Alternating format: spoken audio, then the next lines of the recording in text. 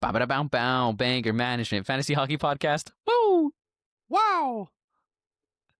Got you off guard there, eh? You did catch me off guard there. I was just looking at at what Kevin was saying. He wanted to know if he split the difference on the last episode. So I was telling him to go listen himself. So It was spicy. It was spicy. The news of yeah, Would You Rather's episode that dropped on Wednesday. It yeah, was quite something. He yeah. made some great selections. Unfortunately, he wasn't here, nor is he here for this recording. Wow, crazy. Bummer. Yeah.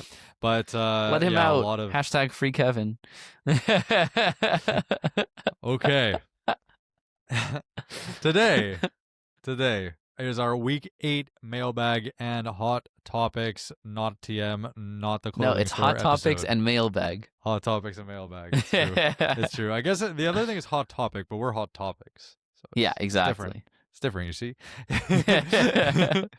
Yes. Okay. So that is going to be a lot of fun. Some good choices here for the hot topics, Josh. And we love this one because it gives you an opportunity, the listeners, to submit your questions to Banger Management, the Fantasy Hockey Podcast with Jake, Josh, and Kevin. And we love interacting with you guys, whether here or on the Discord, which is in the link tree and then podcast description.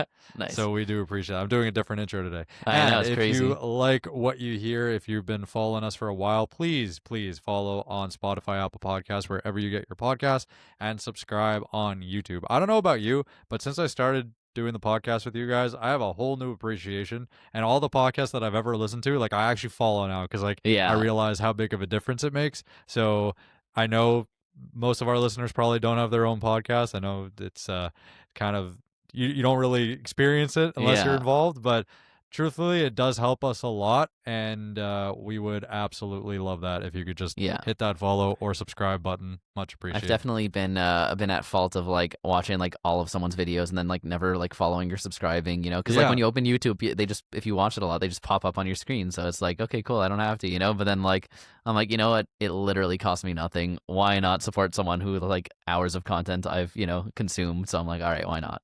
That's it. In other words, don't be like Josh. Yeah, exactly. Don't be like me. Josh now. Yeah, exactly. I learned my Josh lesson. likes new Josh better, so yeah, exactly. Yes. Okay, start us off with hot topic number 1. I'm not going to do that the whole time, but yeah, you don't have it. to. This is one of our few episodes that doesn't have a countdown, so that's why it's okay for Kevin to miss out. Yeah, true. All right, my first hot topic for this week is, I feel like everyone's talking about it. I feel like everyone's talking about all of these, and that's why they're my hot topics. But Josh's hot topics, TM. But yeah, the first one for this week is Jesper Wallstedt / Philip Gustafsson, the goalies of Minnesota, the shutout farmers. Like, what is going on here? Jesper Wallstedt puts up 3 shutouts in 4 games, and then Gustafsson's like, hold my beer, I'm also going to put up a shutout. You know, like, they're going back and forth. It seems like I saw a quote from Gustafsson essentially being like, yeah, we both know that the other guy's breathing down our necks, so we both have to play our butts off every single game, and it's just working. Minnesota out of nowhere is just, I think they've won like 8 of the last 10, something crazy like that.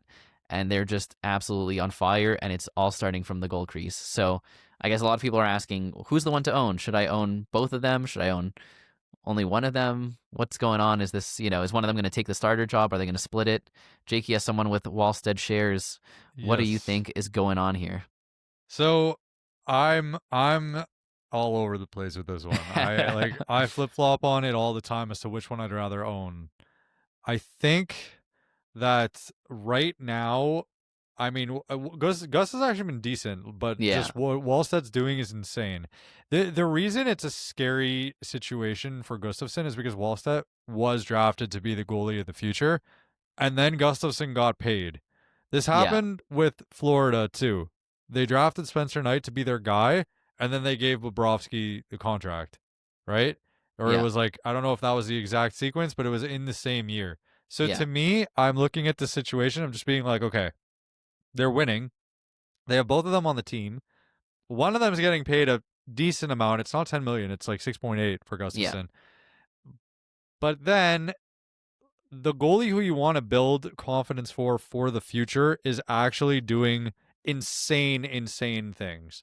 Yeah. So I think that they're more inclined and I didn't believe this until like I think it was the third shutout in 4 games where I'm like, now it's like, okay, I can't really, you just can't He deny can't what keep he's getting doing. away with it.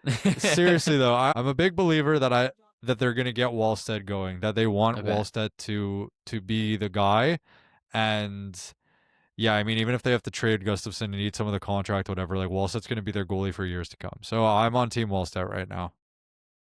I feel like from what the coach was saying, it was we're gonna keep giving both of them reps until one of them runs away with it.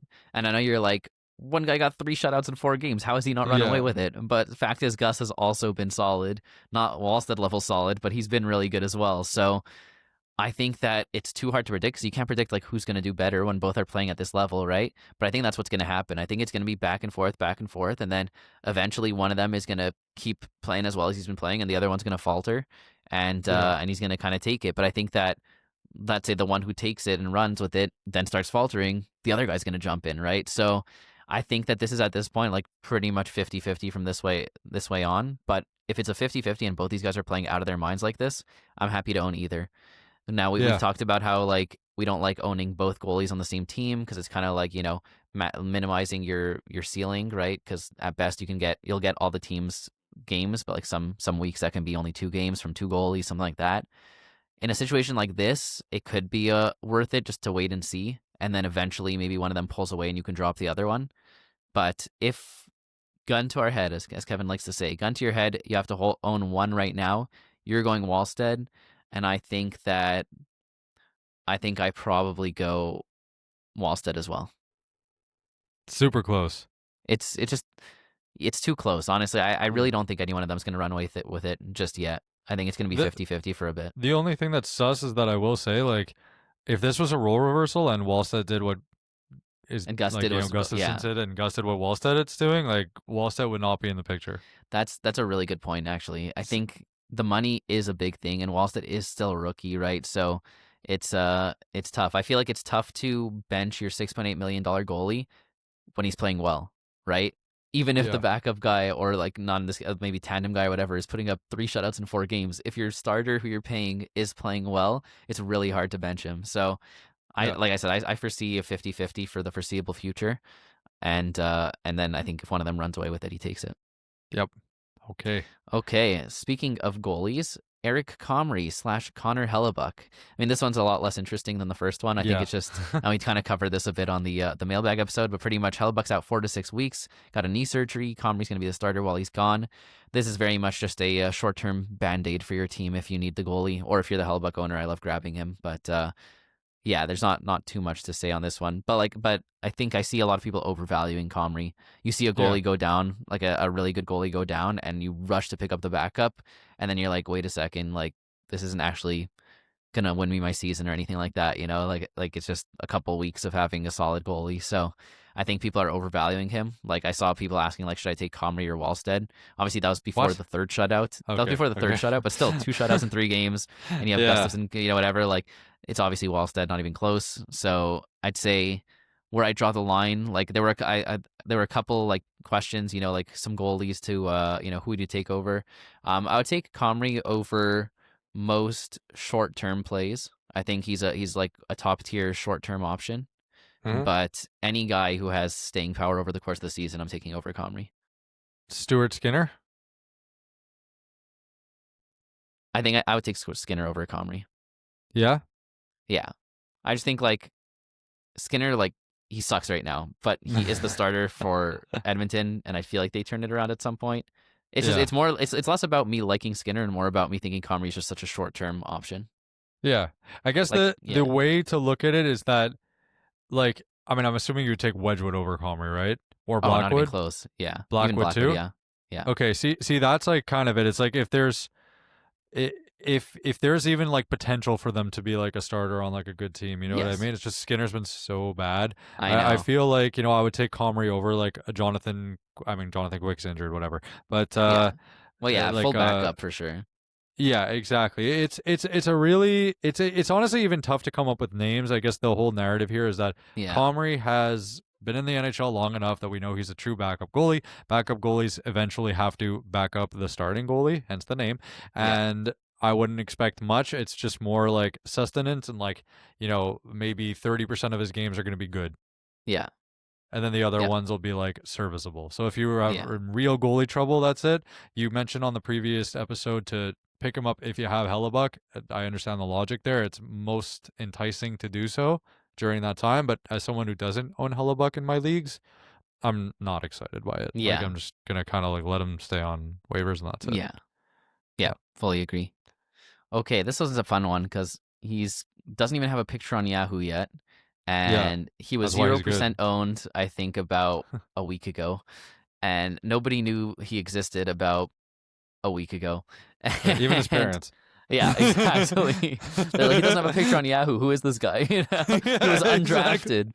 I literally had to look him up. I looked up his name and draft position. I couldn't find anything. I'm like, where was he drafted? Why is it so hard for me to find this? And it's because he wasn't drafted. Anyways, the name we were talking about is Braeden Bowman of the Vegas Golden Knights, line 1, power play 1.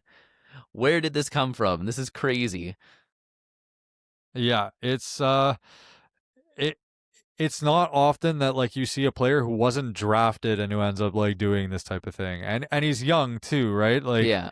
it's not like he had major success in the KHL or like the Yeah. SHL and he just like he didn't get drafted and he played in the OHL and he did like okay. He was a point per game player and then he was also fine in the AHL last year. This year becomes good at 22, which is okay. Where'd you come from? And now he's like almost a point per game in the NHL. This is a very, very illogical like sequence and progression of a young player's career. Yeah. Doesn't tend to happen. I don't know how scouts missed this, frankly. I Yeah. mean, It's crazy. surprising. And he's a big body too, 6'2", 194. Oh, baby. Seriously. Cheeky's type. But yeah, so this is an opportunity thing. Now to me if he's playing you have him, right? He's Yeah, I grabbed line him. 1 with Super happy about it. yeah, like you gotta pick him up while he's hot right now. He's 20% owned. He's currently playing with Jack Eichel on line 1 and power play 1. Like Yeah. what? The way I That's see it nuts. is that he is a must pickup until Stone comes back or he loses that deployment. And the way he's been doing, I don't see him losing that deployment until Stone comes back.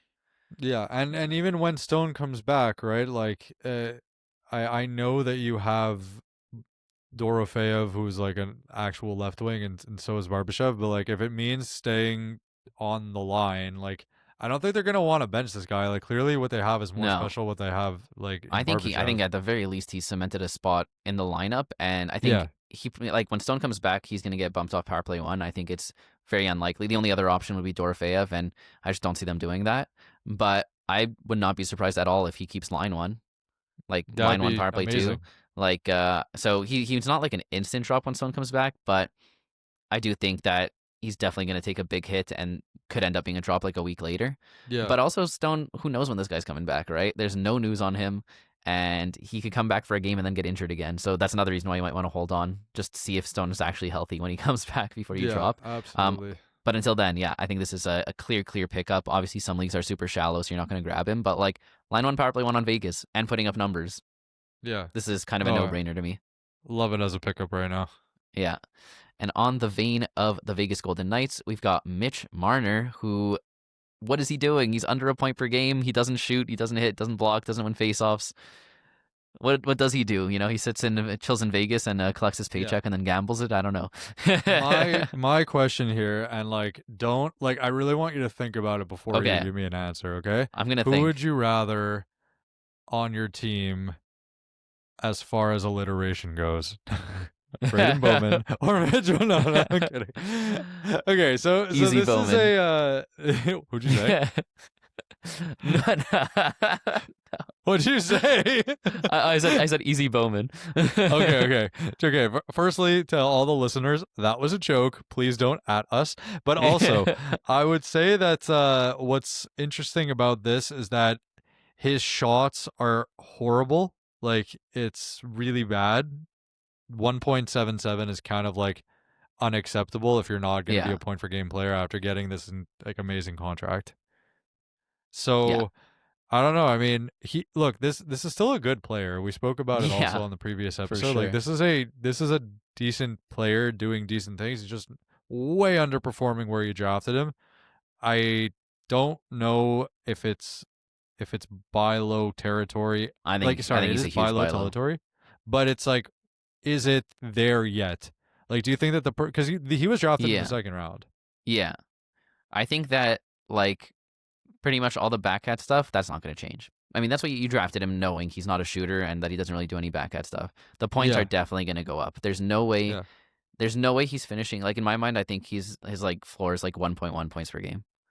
Okay, And I okay. think that yeah. So the uptick's gonna happen kind of soon. Now, I, funny question, but like this one's actually serious. Like as long as Okay. Braeden Bowman's there, like you know what I mean? Can Marner get to that level? I don't Like, think Marner's getting line one. I think they like him on line two and they like the line one how it is. But I think yeah, that power play is going to start clicking more. And I think yeah, he's going to get more touches there. So that's definitely going to help. Also, Marner could drive his own line. He doesn't need to ride the coattails of Eichel, you know? Like, I'm sure it helps, but like, he can do it. So he does. yeah, So, like, the line two power play one deployment for Marner on a Vegas team, like, that line two has Dorofeyev and Hurdle. That could be a line one on a lot of the worst teams in the leagues, you know? Like, yeah. that's a really good line. So, I'm not too worried about Marner. I already sent out a couple offers that got rejected for him, but yeah, I mean, just temper your Yeah. expectations. He's not going to get you any backhats, but you didn't get him for the backhats. You got him for the points, and those Y- will come. Yeah, I wanna do some Kevining here and ask you Okay, where the line is, okay? yeah, Would you rather Mitch Marner or Brad Marchand? Marner. I think that's a great sell high. Vilo sell high situation? Yeah, Yeah, that's good. 100%. Jake Gensel? That's tough. Okay, Gensel's going to end up like exactly a point per game and 3 shots. He's very easy to Yeah, predict, and you love that. Marner's going to get like 1.8 shots and like at 1.1 to 1.2 points. I'd still go Marner. still go Marner. Yeah. Okay, and last but not least, would you rather Mitch Marner or Adrian Kempe? That's a tough one because Kempe's backhats are really sick, Yeah, but LA's power play is a bleep show. yeah, but there is the backhats. I'm still going Marner. Really? That's where I think I Yeah. draw the line. I think I And would take I Kempe. think it's totally fair to go Kempe. I Yeah, just I think think I that would take I don't Kempe. I don't like the power play situation in LA, even though Kempe doesn't need it to be over Yeah, to be point per game, 3 shots, 1 hit. So I definitely don't blame you for taking that. I do think Marner's ceiling is just significantly higher. agreed. But like the floor is like, because he The has floor no is backcast, the low floor is because so risky. 100%, So risky. Yeah. 100%. It's actually funny because like I started off with a joke of who's the best alliteration king, but to me it's like, if it's not working, they're gonna have to kind of try to kickstart him. Like they are, and I agree he could drive his own line, and Dorofeye's an elite scorer. Then they've got them paired together. It's awesome, but like Eichel's really the best player on this team, and don't forget, I mean, it's been years now that he was playing with either Tavares or Matthews. We haven't That's seen true. that without it, and Hurdle is not that. Like he's Yeah, not as good offensively as Tavares, and obviously not as good as Matthews. yeah, So to true. me, like I don't think this is gonna happen necessarily. That they're just gonna like bump off Braeden Bowman tomorrow or anything like that. But like they need to kickstart Marner. Like they need to. So I just don't know how they're gonna do it. Yeah, And as long as he's on that line too, like I don't know when the production's gonna turn around. Like really. yeah. I will say, like we mentioned before, the Mark Stone returning is going to be very beneficial to Marner. So Yeah. that's another thing to keep an eye out. But obviously, who knows if such one that happens and for how Yeah. long it lasts. Yeah. All right, And to last keep hot in topic. yes, I was gonna say to keep it like actually hot. Yeah, Of the exactly. Calgary Hot as a Flames. flame. We've You want got to hear something? Rasmus Anderson. Yep. Rasmus Wait. Anderson. Oh my god. Everybody's laughing at my Jakey joke. just Okay. discovered these buttons. Okay, so if you're wondering why we're waiting for these, That's it. why. You didn't hear it? What do you mean? Everyone was applauding there. Okay, last we've got Rasmus Anderson of the Calgary Flames, who is, if you haven't seen what he's been doing, go check out his game log. It's absurd. He's getting 3-point games left and right. He's shooting, he's blocking, power play points, and it is extremely unsustainable. He is one of the clearest sell highs I've ever seen. And that's not to say I don't think he's losing that power play one deployment. I think he's cemented that. He's going to be a power play one defenseman, and he's going to be solid for the rest of the year, at least until a trade. And then trade could, affect him either positively or negatively, depending on if he goes to a team that wants him to be power play one or not. But all that to be said, the pace he's playing at is just out of his mind. No one does this. Definitely not him. So he's a clear sell high. Yeah, there's really not much to say here. We spoke about it more of Weegar versus Anderson, and that's really who got hurt in this transaction is Mackenzie Weegar. Now that Anderson's staple on power play one, and it's interesting. If he does get traded, that's going to be spicy. But for now, enjoy it. But his name is not zero, and I really think you could sell. Like if his name was, if there was no name value, but he's been good in the past, and this is a big resurgence, so I would really try to capitalize on it. 100%. All right, let's get into the mailbag. Let's dive into the mailbag. So I've got 2 questions here that are kind of on the same vein, so I'm going to group them together. So we've got CBC on Reddit asked, what's going on with Genther? Is it going to get better? And then Paltry Boot on Reddit asked, what do I do with Clayton Keller? He's been liquid nitrogen cold lately, which I love that. So these are both obviously tied together because all of Utah's top assets have been super cold lately, and people are wondering what to do with them. So in my opinion, they're all huge buy lows. I think they're going to turn it around. That team has too much offensive firepower to not be able to turn it around. I think they've gone through cold stretches in the past. They're also pretty young in terms of their top assets, and young guys usually means more inconsistency. So, you ride through the lows and you get crazy highs. Genther and Keller are both guys I'm not worried about in the slightest. It sucks to hold your star guys when they're on a cold streak, but if you sell them at this value, that's how you lose leagues. And if you buy them at this value, that's how you win leagues. My one thing with buying them is they have a bad playoff schedule, but other than that, I'm all on board on grabbing them, buying low. Yeah, I know exactly what you're saying with the playoff schedule. That being said, like they're really, really good fantasy assets, both these guys. Oh, and I had a fun stat that I'd pulled up before these questions. And that stat is in the last 10 games, Utah is 1 for 22 on their power play. Wow. That's not sustainable. No. So they're messing around with it, trying to figure out what works. It seems like Sergachev, Cooley, Genther, Keller. Sorry, not Cooley. Sergachev, Schmaltz, Keller, and Genther are like the locks, and they're trying to figure out what to do with that last spot. Right now, they have Hayton on there. I think their coach decided the reason we're not scoring is because we can't win a face-off on the power play. And yes, winning a face-off on the power play helps, but you know what? Put the guy who just put up a 4-goal, 5-point night on your power play one. It's not rocket science, So hopefully Cooley gets it back. But even without that, it should be popping off. So 1 for 22, super unsustainable. The power play is going to come up. That's going to bring up all their point productions. They won the last game 5-1 versus Vegas. So they're still doing stuff right. They just need their top guys to wake up a bit. So I'm not worried about it at all. Yeah, no, this is great. And for a bangers league, Genther's honestly a stud. Yeah. His shots are unreal. He should be in the conversation. Last episode we had Forsberg versus Bratt. Genther is that good statistically, and I'd still rather both those guys over him, but that's where we should be talking about him, and it's not even close right now.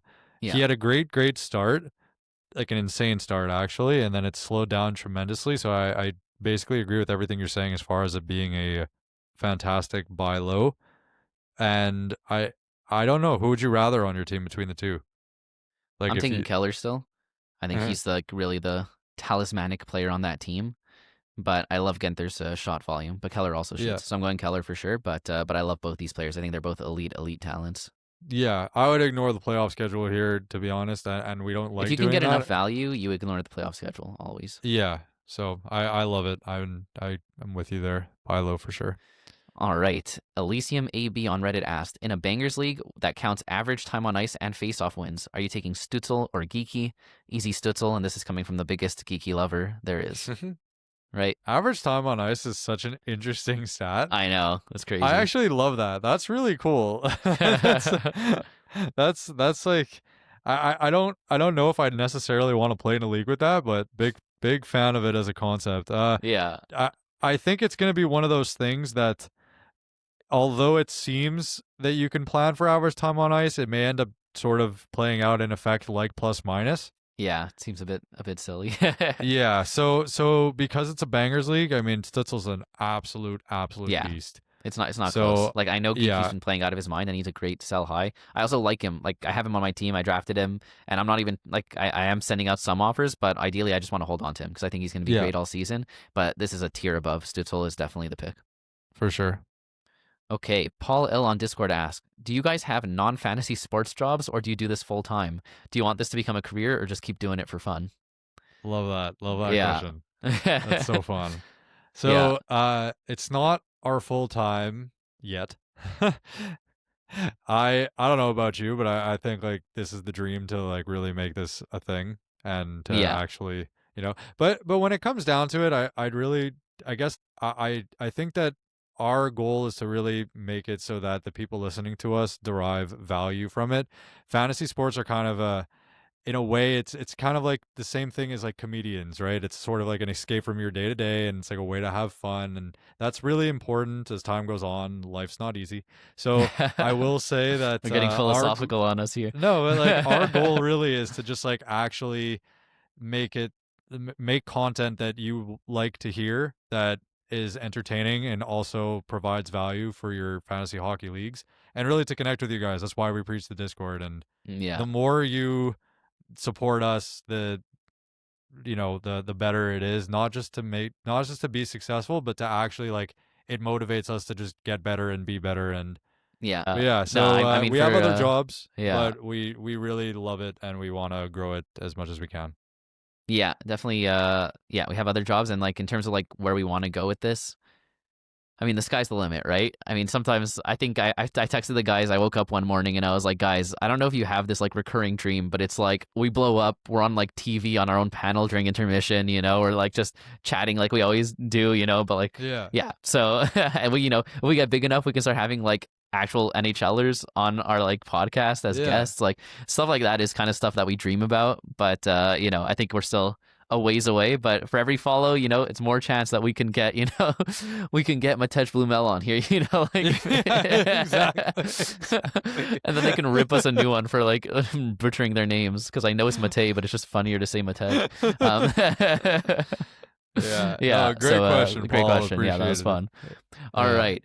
Puck came in on Discord, asked, "Are Tyler Toffoli and Aaron Ekblad holds or drops in a redraft points league?" Rattle off some cats for you: goals, assists, power play points, shorthanded points, shots, hits, blocks. And also asked, "Can Toffoli get back power play one? And will Matthew Tkachuk's return make Ekblad better?" So let's take this one player at a time. Toffoli, I think, is a safe drop right now. He's not on power play one, and I don't think anyone's going to snatch him up. Obviously, the depth of the league matters, but I mean, even in our league, which is super deep, I'm not dying to grab Toffoli or anything like that. He seems to fall Yeah. in a bit out of favor with the coaching staff in terms of deployment and time on ice. So I think you can drop him pretty safely. And Yeah. then Ekblad is has always been a drop in my opinion. The second the season started and you saw that it was Jones on power play one, Ekblad was a drop to me. I mean, Yeah. I just don't like defensemen on my team who are not either power play one or a pure bangers. So, and he's neither, and he's not going to get power play one unless there's an injury or something like that. So I think he's a drop, and I don't think Matthew Tkachuk coming back really has any impact on him. Yeah, I'm totally with you there. When at the beginning of the season it was Ekblad and Jones, if I'm not Yeah. mistaken. Yeah. So there was room for like, ooh, how's this going to shake out? But I don't even think I'd be inclined to want any of them on my team. We're in a deep league, and I wouldn't. I would rather all my defensemen over Yeah. Ekblad, and I don't feel the need to pick up Toffoli. Yeah. So. All right. Joshua Fearon on Discord asked, "Are long-term injured players worth the same amount as when they were healthy? Is it worth trading for them to take a short-term loss but a long-term gain? For example, Mark Stone, Matthew Tkachuk, Victor Hedman." I love this question because we talk about on like a previous episode, like what your kind of like trade philosophy is, like how do you come up with a trade, like stuff like that. And we had mentioned like, okay, so we start at like the bottom of the standings. We look at like, who's struggling on their teams, whatever. For me, another thing that I do is I look at the second someone gets injured, I'm like, I need to trade for that guy. Like especially if they get injured and they're on one of the lowest ranked teams in the league. Like in our league, the person who's last in the standings is Jack Hughes. I've been sending out nonstop Jack Hughes offers. And first of all, they definitely are worth less than when they were healthy because they're not going to be playing for the next, foreseeable future. And when it's a team that's struggling and trying to make the playoffs, they actually care about that. Look, if it's a team that's in first place and they have a guy like that, they're going to be like, no, I'm not going to trade him for peanuts because I'm not really worried about how I'm doing the next couple of weeks because I'm already doing so well in the standings. So the combination of injured guy and team that's struggling in the standings, that's the sweet spot. And again, on the other side, you have to be doing well in the standings or feel comfortable with how you're going to do the next few weeks to be able to take that short-term loss. But I think it's just thinking long-term like that is so valuable. And if you can get if you have the IR spots available and you can make these types of trades and get, guys at a discount, then I love that. Did you change your last name to Fearon? Because this is like so you. I know, this is such a me question. Yeah, literally. And Joshua and this is exactly It's my burner account. No, yeah. We all have one. The only thing I would add to that is basically that your league can reward you for doing super well in the playoffs or the season. Sometimes it's split evenly, sometimes it's more for playoffs. So the more that it rewards you during the season, obviously they lose like a tremendous amount of value. For sure. That being said, it's not just about the like payout, right? Some leagues also have like bye weeks if you finish like top 2 in the league, something like that. Yeah, so that's something it. to think about. However, it's rewarded. So to me, like because they're worth so much less, like as an example, Matthew Tkachuk, well, he came into the year injured, but like let's say for sake of argument, Brady Tkachuk, who was in the first round, he was drafted. The second he got injured, he missed 6 weeks or 7 weeks already. Like if you could have traded your second round pick for him, I mean that wouldn't have shaked out that way in the draft, obviously, and you'd be reaping the rewards and then some when he gets back. So the whole idea is that you want to flip something, but you don't want to flip them for what they're worth. Of course, you don't want to give anything considerably less valuable. So yeah, if you're paying for them as if they were healthy, then you're not gaining anything from the trade. You have to do it at a discount. Absolutely. Okay. Jordari on Discord asked, if you could be any NHL player, who would it be and why? I don't know. And I know exactly Jakey's answer. I saw this question in the Discord, and then you said that, and I was like, who? Do you want me to tell you your answer, or do you want to answer first? Yeah, actually go for it. Jakey would choose to be Leon Draisaitl. Oh my god. No, you can't continue this.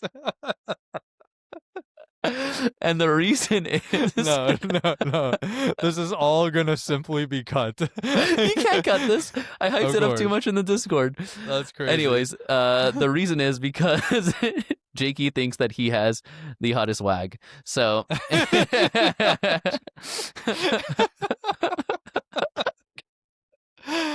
okay. First of all, you're not wrong. I actually think he's super good looking too. So they make an insanely good looking couple. So there's that. I am very loyal to my girlfriend, who I love tremendously, but she agrees that Celeste is beautiful. So she is very beautiful to me. And I also feel like he's just like, he's a cool guy. Oh, he's like funny, you know what I mean? So when he's like elite on the ice, it's funny, like because like he doesn't look like he's trying, and then he'll just do the most insane stuff. That's it. And then he has his girlfriend / wife. So I guess Leon's just kind of winning all around here. So that's a good answer. Is it truly my answer? I guess. Did it beat anything you could think of? I can't. Wait, what about you? Who would you pick? The funny thing is, all I thought about was your answer. I didn't even think about my own answer. Okay, fine. You chose mine. Now I'm going to choose yours, okay? Okay, yeah. I know exactly who you're going to go with.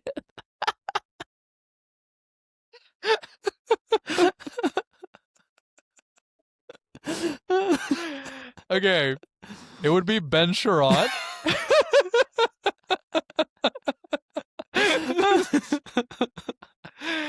And that's because Josh's wife finds Ben Sherratt super good looking.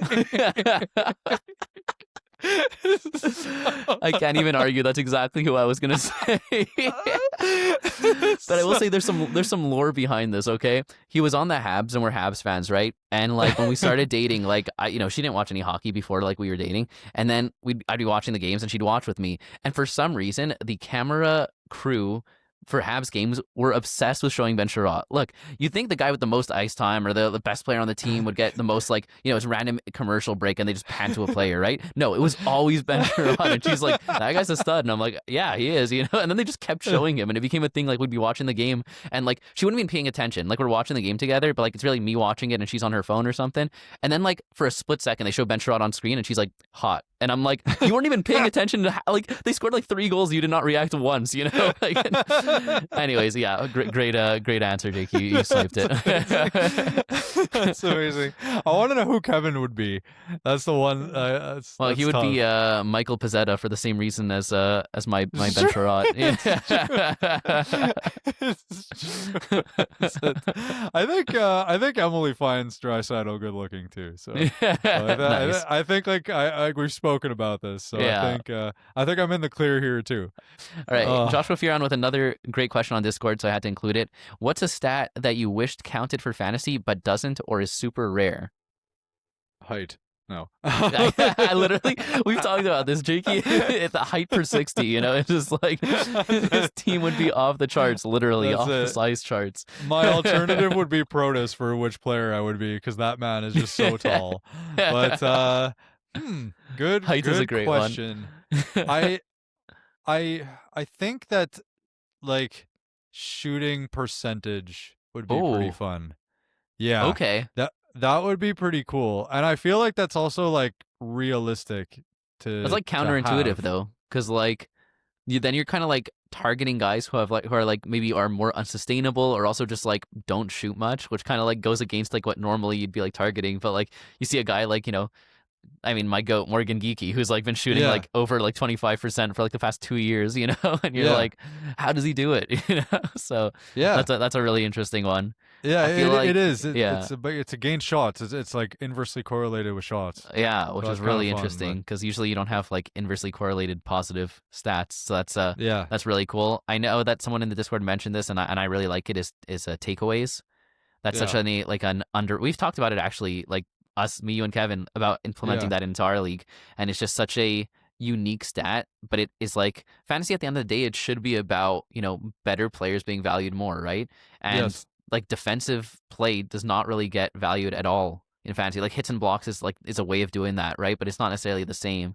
And so that's a super interesting one. And that would be like, I think back in the day, like that would be like Pavel Datsyuk would be made insane at that, right? Like he was the goat at like the takeaways.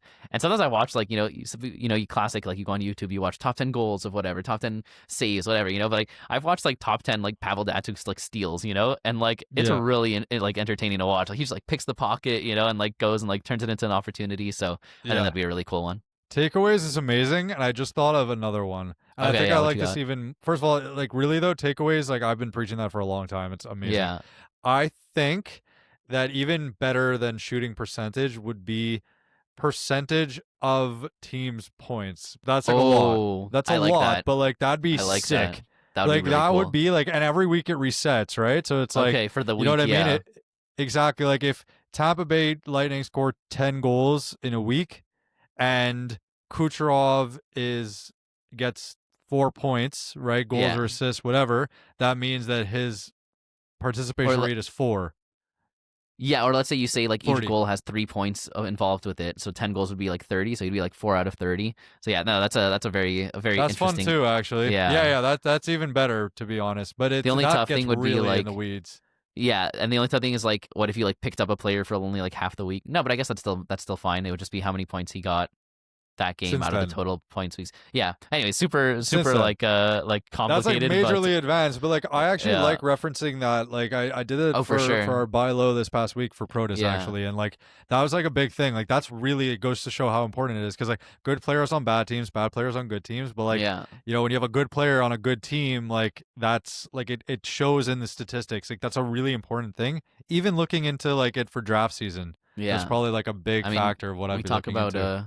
We talk about talismanic a lot, right? That would be the name of that cat. It would be how Yeah, talismanic are you to your team? that's it. That's it. The talismanic stat. I love it. Yeah, So that's my exactly. answer. It's cool. Nice.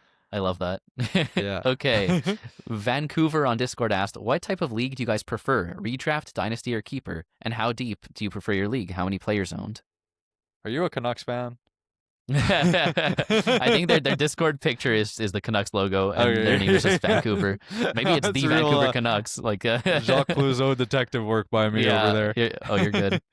So what do you prefer? So to me, I think the Dynasty is my least favorite. I actually do one for football, and it's a whole thing. Like Kevin's in it too. We're big fantasy football fans, but and it's fun. It's cool.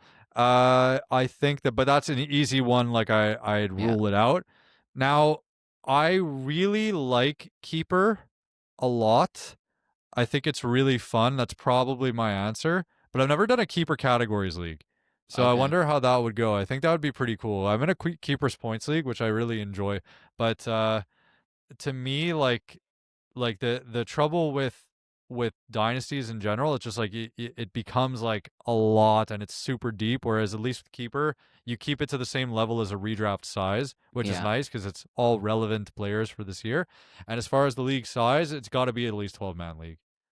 It's and I mean in terms of like players owned, so I like 12, like 14. I think is the sweet spot in terms of like teams. yes, 12 is like the minimum. I would go 12 to 14, but 14 is the best. And then I Yeah. really like our league size. What do we have? Like 22 rosters, so it's like yeah, about 300 players, something like that. 280 to 300 players I think is the sweet spot. I like where like yeah, you have to dive into, like you have to pick up some of those like under 10% owned guys, but also like you don't have to roster. Like I know that Kevin's in a league with one of our fans, yeah. and that league literally rosters the entire NHL, and I just think that's way too overkill. Like No, that's it just is. ridiculous. So like Because I that's really not a like fantasy team at that point. yeah, exactly. That's a team. You That's know just what a I team, mean? yeah. And Like, I agree. and no shade Yeah. to it. It's kind of fun, but like that would Yeah. not be like where I would like stake No. the majority of my time, really. Yeah, Like, exactly. And then in so terms of like 300 the is a great type, sweet spot. yeah, in terms of the type, I fully agree. I mean, I've only ever done redraft, so I'm going off like what I think. I think Dynasty would be my least favorite just because my favorite part of the year is the draft. Like that's like Yeah. I mean I love everything after it obviously, but like the draft is so exciting. And then like Dynasty, you draft once, and then I know you draft every year for like rookies and whatever, but like Yeah. for the most part you draft it and that's just your team forever. You know, like especially in a team that Yeah. doesn't, in a league that doesn't trade much also, like that's just brutal to me. So so definitely would be my bottom choice. And then even though I've never done it, I think I would put Keeper at first just because I've been dying to, I love trading. I've been dying to Yeah. toss in draft picks into my trades. Like that just sounds like so fun. Yes. Like I could It's see really like, you know, cool. tanking one year and just getting like a billion first round picks, or like going the other way Yeah. and, you know, like mortgaging the future for like whatever. So I think that has just a lot of good potential, and I think it makes a lot more interesting trades, let's just say, or Yeah. trade options. So that's my Trading kind of for order. good keeper values too is also a fun dynamic. to Yes, it. 100%. Yeah. It's very Yeah. a lot of fun trade stuff there, and trading is my favorite. So Yeah. So, Let yeah. us know in the comments what your favorite league type Nice. is between the Nice. three. Love Thanks. it. Okay. Frank on Discord asked, if your team is stacked and poised to win, is it worth selling some pieces to improve draft picks for next year? This kind of ties Oh. into the draft pick Yeah. stuff. I mean, Yeah. at the end of the day, I think it's just what matters most is winning this year, right? You don't want to Yeah. cost yourself the win because you're thinking of future years. But if you can win this year by just a smaller margin while also prepping for next year, then Yeah. 100% go for it. Yeah. I think it's kind of fun to look at this as an IRL example. I think Ryan O'Reilly for Tage Thompson is such a win for Buffalo for Tage Thompson, yet Yeah. St. Louis Blues won the Cup. Yeah. So you can't really say that a team that won the Cup didn't win the trade, and Buffalo is probably not winning the Stanley Cup in 2025-26. So Yeah. all this to say, like you do things in fantasy for the same reason you want to win, so it's absolutely fine to quote mortgage your future fantasy hockey wise. And fantasy hockey wise important caveat there. It's very important to try to win this year if you have the opportunity. Where I would just kind of go a little deeper here is that teams, there's no real concrete way of looking at this, but as the season goes on and these teams see that they're not making the playoffs, it could be two things. It could be like, wow, okay, well, person in first place, let's say Frank is in first place, I'm not gonna like I know he's desperate for the value here. Like I'm going to demand an even higher premium. And on the other hand, it's like, oh wait, like I'm losing anyways. I may as well get what I can for my players. So know your league mates is a big one there. Because I've been in this position before with our keeper league I was just mentioning, and it's really tough to find that balance. Yeah. So be very strategic with when you trade to bolster your chances of winning this year. Yeah, 100%. Okay, Grand Admiral Spoons on Discord asked, if you had to build a fantasy all-star lineup based on your league season so far, who makes the cut? So let's do one of each position. Let's start with goalies. Who do you think's the best goalie this year? I mean, if you're going on averages, it's Wallstead because he's just shutting out every single game. If you're going on like short-ish term, but like over the course of like a month, I'd go like Askarov, honestly, because what he's been doing isn't nuts. Over the course of the whole season so far, I mean, honestly, it could be like Wedgwood. I was gonna say it could be Wedgwood. Yeah. This is crazy. So let's toss Wedgwood as our goalie of our all-star fantasy team so far. Center, I feel like it's got to be McKinnon, right? No one's gonna beat that. Wingers, who's been killing it at winger. This is interesting though. Like, should we do this based on like what we think is going to be like an actual all-star team, or based on the performance? I know he said so far, but like it's you mean from now on for the rest of the season? Yeah, just like which is like the best top 5 at each position type. Okay, like sure. The best, because like I feel very weird putting Wedgwood as my goalie. Agreed. It's wrong, but like someone who's been super good, who coming into this year, like who can make like a. Like right now, I mean, I would have rather Tom Wilson than Nikita Kucherov based on how the season's gone. But like, I can't say that. You know what I mean? Okay, fair. Yeah, but like, let's be fun about this. Like, so a goalie, I would say like someone I like really believe in and who's also been really good this year. I can see Darcy Kemper being the best goalie. Let's go. I had a feeling you were going to say that. Yeah, I could see him on my him. team. Yeah, I think that's like totally fair. Logan Thompson had an insane stretch, but like Kemper was a bit of a rough start, but been very, very consistent otherwise. So he's kind of like my goalie, and I'll be like reasonable about this, I guess, in a way to say that like it's not a flashy name like Vassar Chesterton, but I really like it. No, I like it. Let's make it a bit more interesting than just putting the best player. Okay, fine. So there's goalie. Center, let's put Leo Carlson. Honestly, fair. Like, like fair. We're being fun about it, right? Like obviously it's McKinnon, but like let's put Leo Carlson there because he's been super fun and like a good way to answer this amazing. is like under the radar, but like also like really could be like league winning at each one. Exactly. So let's go with that. Right wing, I'm picking Connor Bedard. Yeah. I think that's fair. That's fair. He was not drafted in the first round. No. Left wing. Should we pick Yeah, honestly, like no. I feel. Or what about the geek man? Yeah, fine. There we go. Let's go Morgan Geekie. Honestly, all right. And then who are our two defensemen? Jacob Chikrin. Chikrin's been nuts. Morrissey's been pretty nuts. Yeah. I mean, do we? Again, this is just off the top of my head. I'm not even looking at like. McCarr feels unfair. Yeah. If we didn't pick McKinnon, we're not picking McCarr because those are just the obvious ones. Yeah. Okay, exactly. I like that. Those are kind of like guys who have been outperforming. Let's say, what was Chikrin and Morrissey. Yeah, I like that. All right. Mitch J on Discord asked, "Is Saros a drop on waivers? There's guys like Wallstead, Greaves, Kochetkov, Talbot, Schmid. I'm dropping Saros for Wallstead. I don't know about you, but wow. I know that it's crazy, but like, I think that I think I'm comfortable doing that. I'm definitely not dropping him for Talbot. Definitely not dropping him for Schmid, and not dropping him for Kochetkov. Not for Greaves either. I think Wallstead's the only one that I would drop Saros for out of this list. Yeah, I'm with you there. We got the same answer. Oof. Cool. Love that you said that. Love it. Yeah.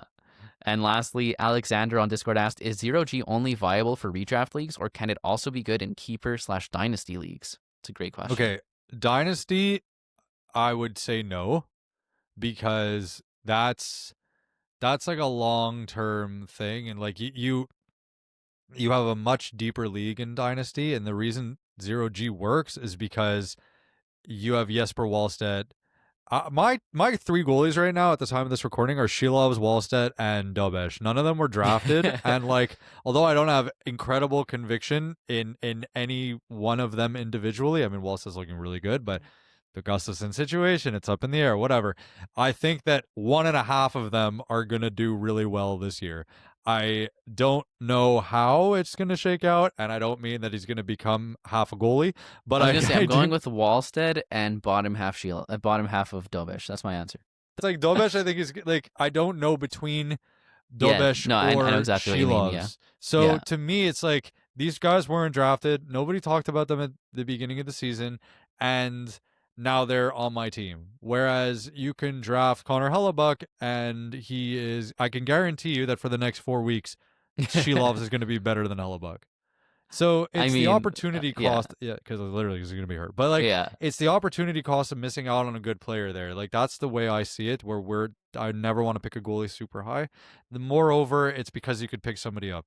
Dynasty, you don't have that luxury, yeah. so I it's way too also risky.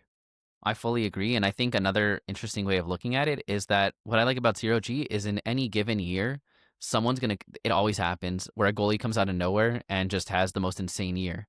Yeah, But usually that goalie doesn't like maintain it, right? It's like a one yeah, year thing. Like remember that year where what was it? Husso on St. Louis, you grabbed him and yeah, he went on that insane run and then he's a waiver guy for the rest of his career, Like yes, so year over year, and that's what makes zero G so valuable is the fact that on any given year, any goalie could come out and be the best goalie that year.